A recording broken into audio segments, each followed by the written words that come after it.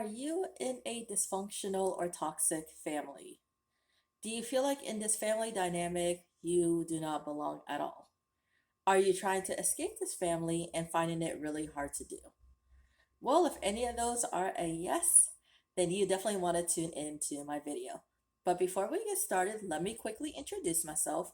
My name is Aaliyah. I am a life coach, a mental health coach, and an eating disorders recovery coach.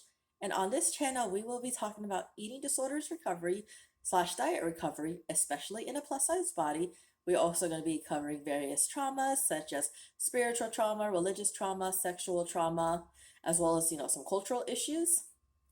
And I'm going to give you easy to implement tips and solutions so you can heal your heart and rewrite your story. If you'd like to work with me one on one or have a free 15-minute consultation, I will leave my email down below. Thank you. All right, so let's get back to the toxic families. Um, if y'all see me looking down, I actually have my notebook and I actually did a presentation, a webinar of the toxic families. So I am going to be referring to both notes to do this video. So there are actually 5 types of toxic dysfunctional families.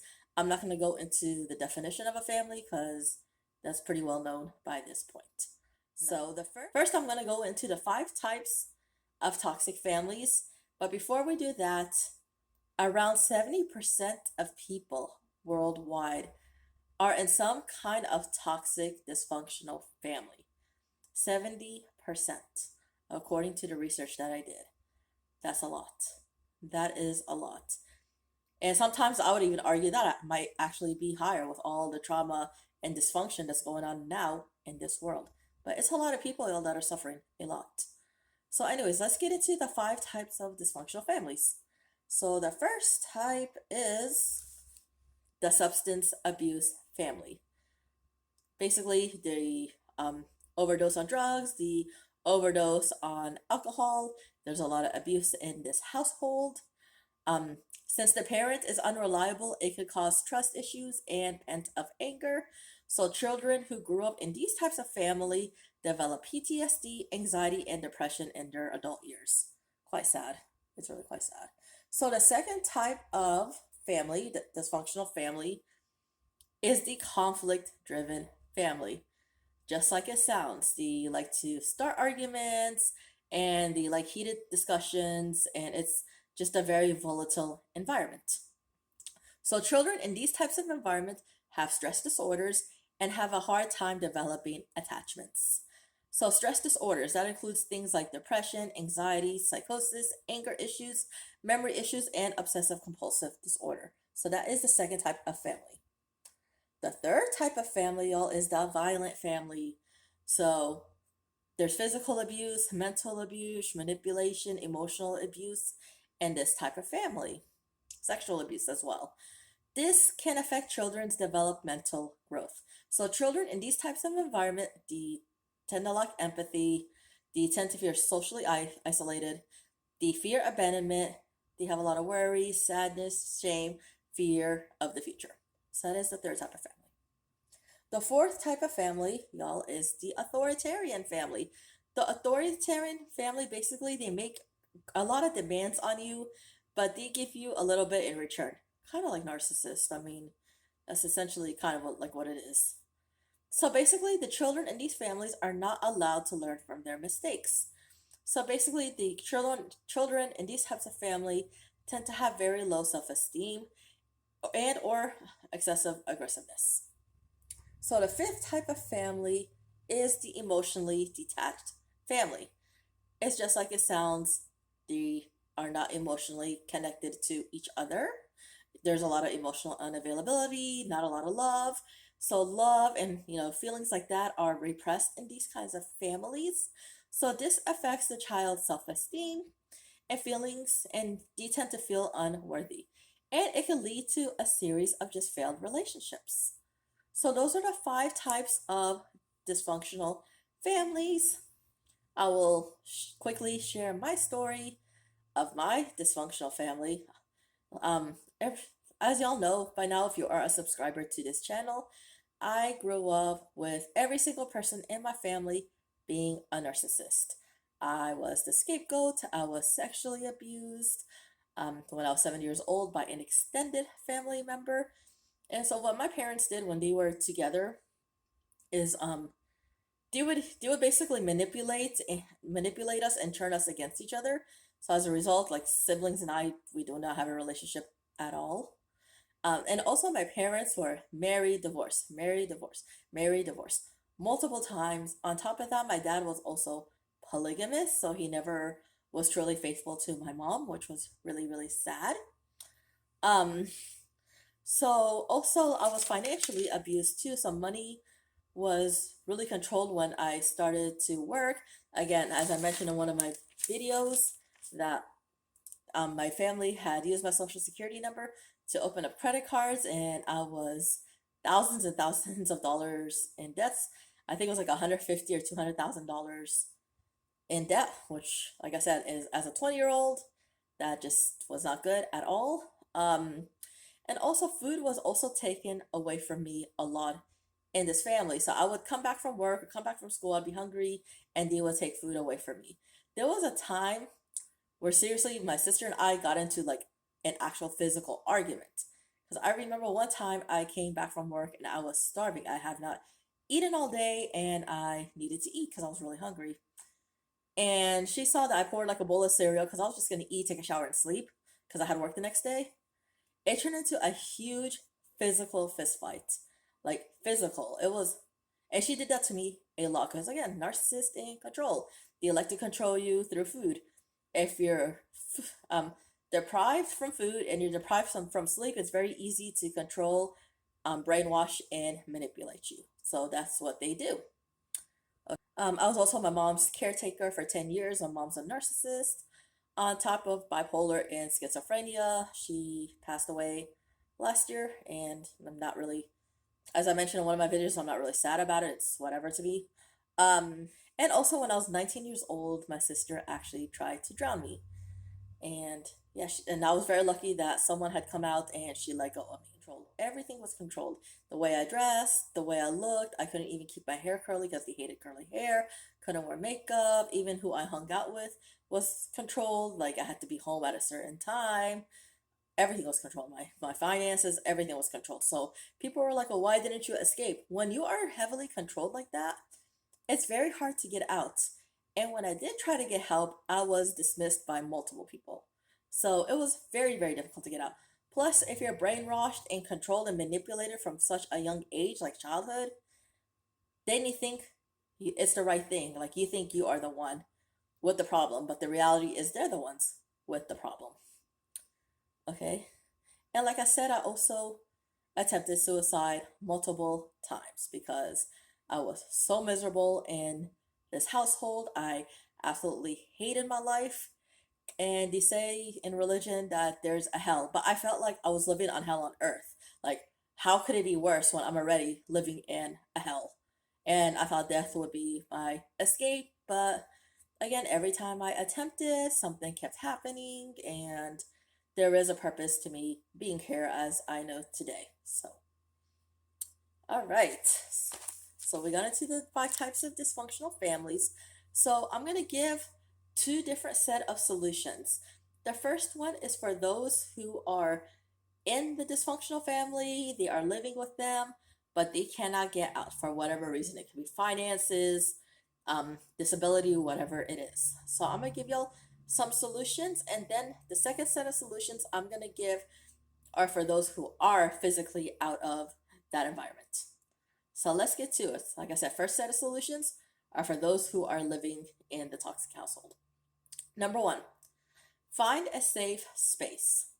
So if you don't have your own room, for a while I didn't have my own room when I was living with these people. My safe space when I was a child was the restroom. Like I would be in the restroom for a really long time, like taking long showers or pretending that I was, using the restroom for a while, but it was my safe space for a while when I was a child. Later, as I got my room, that was my safe space when they didn't barge in. And then later, when I got my car, I actually couldn't drive till I was 25 years old because that's how controlling they were. And the only reason why they let me drive is because I was my mom's caretaker and I had to take her to doctor's appointments. I forgot to add that. But if you do have a car, my safe space for a while was in my car. And then when I did work and I had to commute from work to home, I would go to the park in between and just meditate and just sit at the park or take like a short walk or something before I had to go home. I had to go to a park that was close to home because, like I said, my time and everything was heavily monitored. So that's what I did. Um, so that was number one. Number two is to connect with other groups, other people. A lot of people are living in a toxic, dysfunctional household and are trying to get out. Thankfully, right now, like I said, we got social media, you got Reddit, you've got groups like that where you can connect, maybe like a Facebook group or something like that, where you can connect with other people who are in the same situation, and they could probably provide you some tips and solutions and support as well. So that's tip number two. Um, Tip number three is to try to seek some help. If you are at school, maybe a counselor can help you. If you're at work, maybe they'll have like a work wellness program or a therapist or a coach or somebody who can help, who actually has the lived experience. I personally like to use people who have the lived experience because they know what it's like to help and guide you and support you during this time. Because during this time, you do need a lot of support because it is extremely difficult when you are living in what's supposed to be your place of peace. It's not a place of peace. It's like a war zone every single day that you go home. It's terrible, terrible, terrible. Number four, this may not be feasible for everybody, but if it gets really bad in your household, call the authorities or maybe like a shelter or something like that. Again, I'm kind of hesitant to recommend that because I know that might not be for everybody, but if it gets to the point where it gets really bad, please contact the authorities. Number five or six, I don't know, I lost count, y'all. But, anyways, if you are working, try to make some money and save it. Like I said, open up a secret bank account, have a secret phone, make copies of your documents, do what it is that you need to do. Have a safe deposit box and save up some money, even if it's little by little, just save up some money so you can break free from them because you need to really restore your health. You're going to need to get out of that environment. Number seven, I think it's seven, boundaries. Try to set some boundaries with them. Again, especially if you're living with dysfunctional, narcissistic people, this can be a little bit hard because narcissists, again, don't listen and they think that you are the one with the issue. So if you can, try to set some boundaries. But if you cannot, it's them, it's not you. All right. Also realize you cannot trust these people. Just because family is blood, it doesn't mean that you can trust them and have a good relationship with them. A lot of times, family can be your worst enemy. And this is something that I feel like needs to be talked about a lot more. A family can really be your worst enemy. Also, create your own family. I've lost count, so I'm just going step by step. Create your own family. That could be friends, neighbors, colleagues, people you volunteer with, people you go to school with, work with, whatever. The cool thing about this is these are your people, these are your tribe, and they can be your family. And they're going to be more reliable than your actual blood relatives. So there you go.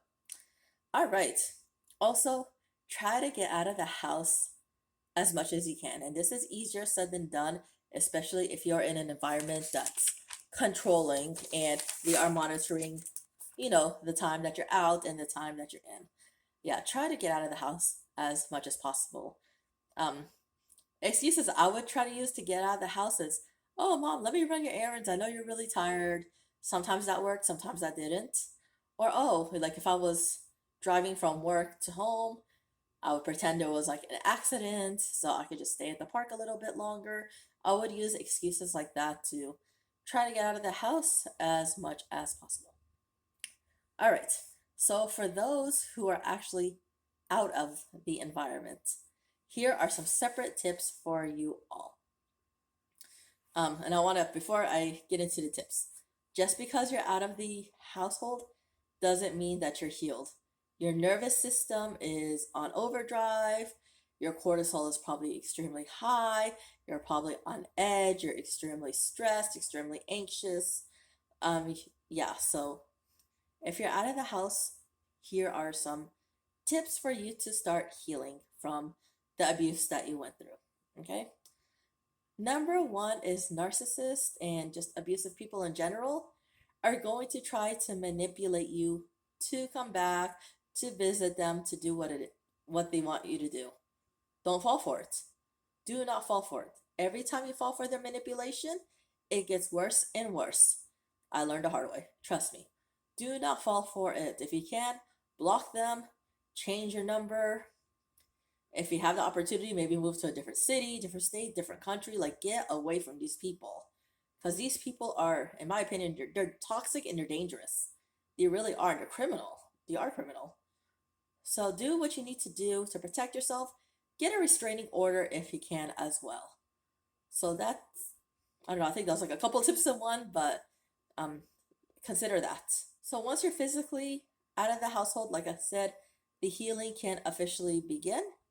There is no rush to forgive them. Forgiveness is at your own time. I think the problem as a society is we are so quick to rush forgiveness, especially therapists and stuff, and you cannot rush a process like that. That is on your time. If it takes weeks, months, years, it is what it is. There is no right time or wrong time to forgive. So keep that in mind. And like I said, your nervous system is probably in overdrive too. Let's start regulating our nervous system. One thing that I think I taught in one of the videos is a somatic hug. So give yourself a hug and just close your eyes and rock back and forth. Breathe. This really helps to relax you. Somatic exercises, I like to use the workout witch for somatic exercises. Nervous system regulation, taking deep breaths in like this.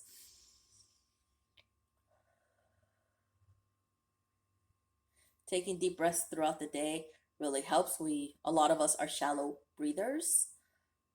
Taking walks in nature, being outside more, having more fun in life, finding hobbies, passions, interests, also connecting with other people. So also connect with groups, connect with people who have gotten out of these toxic, dysfunctional households as well, and you can also connect with them and share your experiences as well. Also, find a therapist, find a coach, find a mentor, somebody who I mentioned before has the lived experience. Personally, I like to, when I'm finding a therapist or a coach, I like to find people who have the lived experience because it's easier for them to relate to you and to give you, some solutions and, support as well. So that's a tip right there. Also, as I mentioned previously, is surround yourself with good, positive people. Make your own family because these people are definitely going to be better than the people you grew up with. So there's that. Okay. Also, make sure that, just your environment in general is safe. Again, if you need to follow a restraining order, do that. I would have a dog. I would have an alarm system. I would probably have some extra locks and stuff because narcissists can really be crazy. And when they lose a sense of control, in my opinion, they are extremely dangerous people. And there is never a such thing as over preparing when you're escaping a narcissistic family. So do what you need to do to make sure that your physical environment is safe. And also, volunteer work, joining communities, stuff like that to give you that social, experience. No. Um, you know, read books, self-help books. One book that I like is The Body Keeps the Score. It's a book on trauma. It's Basil Vanderkolk. I will leave the link to the book down below because I cannot remember the name of the doctor who wrote it, but that's a really, really good book to start to heal. And as I mentioned, Dr. Joe Dispenza, he has good books too as well. So you can start reading some self-help books and join communities as well. Like I said, Facebook, Reddit, to start healing, meetup.com, and start healing and just, start living your life the way that you actually want to live your life. Okay, so there you have it. We talked about the 5 types of dysfunctional families. I gave solutions to those who are still living in a toxic household. And then I gave solutions to those who are out of the toxic household because it's a different set of healing and different set of requirements. Let me know what y'all think in the comments down below. Have y'all grown up in a dysfunctional, toxic family? If you are comfortable, of course, share your experience down below. Hopefully, you found my tips helpful. Comment, like, and subscribe to my channel. And share the video if anybody needs to hear the message. Thank y'all so much for everything. Love y'all. Bye.